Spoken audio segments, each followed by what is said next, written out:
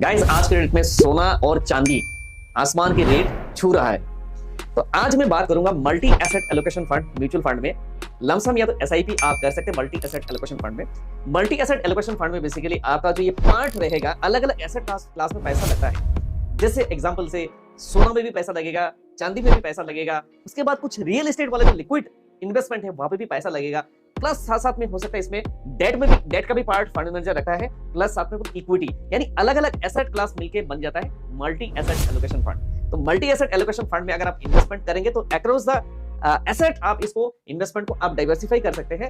And आने वाले time में हो सकता है मे बी आपको एक स्टेबल यहाँ पर रिटर्न आपको दिख जाए, क्योंकि कभी कभार होता है कि इक्विटी अच्छा परफॉर्म नहीं करता। जैसे एक साल से इक्विटी बढ़िया परफॉर्म नहीं कर रहा है, कभी जैसे सोना और चांदी जैसे मेटल्स अच्छा परफॉर्म कर रहे हैं, तो उस तरीके से आपका एक मिश्रण रहता है जिसमें अगर कोई एसेट क्लास परफॉर्म नहीं करता तो दूसरे एसेट क्लास आपका ये रिकवरी कर देता है। उसीलिए मल्टी एसेट एलोकेशन फंड एक ऑल्टरनेटिव हो सकता है इन्वेस्टमेंट टूल के लिए। मल्टी एसेट एलोकेशन फंड जो बेसिकली इक्विटी अगर परफॉर्म नहीं कर रहा है तो दूसरे एसेट परफॉर्म करेंगे तो आपको यहाँ पे पॉजिटिव रिटर्न दिख सकता है। इक्विटी ओरिएंटेड फंड हमेशा ये रिस्क फैक्टर रहता है, तो इसीलिए इन्वेस्टमेंट करने से पहले आप अपना फाइनेंशियल एडवाइजर से सलाह जरूर ले लीजिए। Mutual fund investment is subject to market risks. Read all scheme related information carefully before investment. If you like this video, then share to your friends and relatives. You can follow us on YouTube, Facebook, Instagram, Twitter.